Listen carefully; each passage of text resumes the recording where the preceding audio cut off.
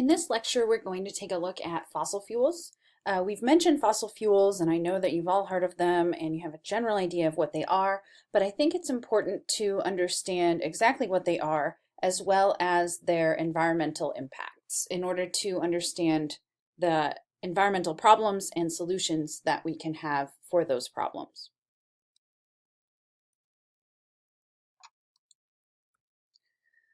So first, as part of the introduction to the fossil fuel lecture, I'd like to just show you a timeline of fossil fuel use in the United States. So if we go way back for hundreds of years, wood was the primary source of energy. Wood was used for heating and for cooking, as well as for light. So wood was used for many, many years. Coal was first discovered in the United States in the 1600s, and it really started to be commercially mined and used more abundantly throughout the United States in the mid 1800s. So that's why we see this purple line here. That's not when coal was first used. In fact, coal has been used for thousands of years by humans, but this is when it was first used commercially in the United States. And a large driver of the increased use of coal was transportation westward. Coal was a much more efficient fuel for powering train engines than wood, and so in order to improve transportation and make it more efficient, coal was used over wood to power those engines. So we can see for a very long time that coal really dominated the landscape as far as fossil fuel use. Oil started to be drilled in the United States a little around the time, a little bit later maybe, but wasn't used abundantly until the early 1900s. And after World War II, oil, or in this case petroleum, which is the more crude, or crude oil is the more crude version of this, petroleum began to be used more and more. And what allowed petroleum to become more used over coal is technology, which allowed us to refine that petroleum into many different products. Natural gas is also a major fossil fuel used, and here, this graph only goes up to the 2000s, but if you were to look at a more recent graph, you would see that natural gas is on the rise, and one of the reasons for that is that natural gas is a cleaner burning than the other fossil fuels, so we'll talk about that a little bit later on in this lecture. Another reason is that one of the sources of natural gas is hydraulic fracturing, so that's a newer technology that allows us to get at natural gas that we didn't used to be able to get at, and it has allowed the United States to develop some energy independence, and so we are relying more and more on natural gas. There are good things and bad things about that, and we'll discuss those as we move forward. We will eventually just briefly mention nuclear power. Hydroelectric power is using water, and so that's remained kind of low. With hydroelectric power, even though it doesn't generally generate a lot of byproducts as far as air pollution or carbon dioxide, it is at this point limited by the availability and abundance of suitable moving water. And so, for example, rivers that move quickly enough for you to generate electric or hydroelectric power. Okay, so now let's talk about fossil fuels specifically. So there are three major types of fossil fuel that humans use: coal, crude oil or petroleum, and natural gas. So we're going to kind of compare and contrast these. So first, to look at in what form each of these fossil fuels exists, coal exists as a solid, crude oil exists as a liquid, and natural gas is usually harvested as a gas, but can be liquid as well. These fuels are termed fossil fuels because they are formed over long periods of time and under great pressure and temperature by dead organisms of the past. And we'll look at that in a little bit more detail in later slides. So coal generally comes from ancient woody plants. So we're talking ancient as far as 300 million years ago. Crude oil and natural gas both come from ancient aquatic organisms, especially plankton. So very tiny organisms. And the difference really is that natural gas forms under greater temperature and greater pressure, and therefore the gas is formed over a liquid oil. Coal is extracted largely through mining. We're going to look at two different types of mining that allow extraction of coal. Crude oil is extracted usually through wells.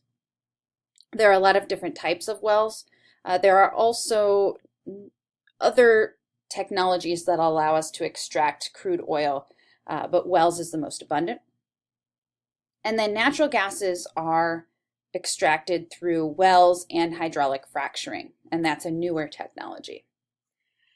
Now, finally, it's important to know in which conditions each of these fossil fuels is used. So the major use of coal is to generate electricity. So I'm going to show you a figure a little bit later on that shows the air pollution generated by certain fuels that you can use to power or heat your home. And they show electric heat as generating zero emissions. Now, that might be zero emissions from your home, but it's not zero emissions if we look at it holistically. In fact, electricity generation is the single largest source of greenhouse gas emissions in our country. So coal is largely used to generate electricity in this country. For crude oil, this is largely used in transportation. So crude oil can be refined into gasoline or diesel, and it's also refined into the oils that are used to lubricate engines. And then crude oil can also be used to generate electricity and also be used to heat homes. Finally, we have natural gas. Natural gas, as I mentioned, is starting to be used more commonly.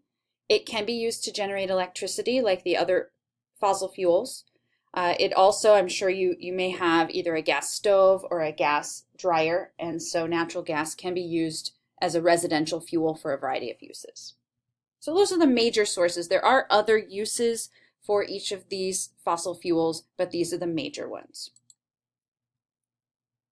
Okay, so we're going to talk briefly about the formation of fossil fuels. I think it's important for you to understand this process, and I'm going to use coal as an example. So we're not going to talk about each fossil fuel specifically. We're going to use coal as an example. So first of all, we're going to go way back. So again, we're thinking coal. Think about woody plants that existed 300 million years ago. Those plants undergo photosynthesis. And through photosynthesis, they use the sun's energy to fuse carbons to generate their own sugar. So we've talked about this process before, especially with the carbon cycle. So this is really photosynthesis from 300 million years ago, taking carbon dioxide out of the air and using the solar energy to fuse the carbons from that carbon dioxide to generate sugar for themselves. And the byproduct of that is oxygen, as we see leaving the leaf of this flower. So photosynthesis 300 million years ago is really the source of the carbon that's found in fossil fuels, or specifically coal. That producer, specifically these woody plants from the Carboniferous period 300 million years ago, would die. And the conditions at that time were that there were a lot of swamps. And I mentioned before that when organisms die and fall into swamps, that the conditions are anaerobic, meaning that there isn't a lot of oxygen. So if that producer dies and is in an aerobic environment, that means with oxygen, then it's going to be decomposed, and that plant, that woody material specifically to what we're talking about here, will be recycled back into the earth. However, if that producer dies and enters an anaerobic environment, like if they fell into a swamp, Then that decomposition is much slower, and so that keeps the carbon together largely. It doesn't get recycled as much. And so the body or the wood of that plant is going to stay together for longer periods of time. And then over a long period of time, as we'll see on the next slide, that carbon gets buried deeper and deeper and gets changed into a fossil fuel. Okay, so let's take a look at this anaerobic decomposition and development of fossil fuels in a little bit more detail. So as I've already mentioned, and as you've learned already in the past, in anaerobic conditions, there's very little or maybe even no oxygen. So decomposition is slower than it would be under aerobic conditions. Places where this would happen, as I already mentioned, swamps. It can also happen at the bottoms of lakes and oceans, and sometimes in shallow seas that don't have a lot of oxygen. So if we kind of fast forward and take a look at what happens over the next 300 million years, we see that the producers, in this case, woody plants, after they die, they sink into one of these anaerobic environments.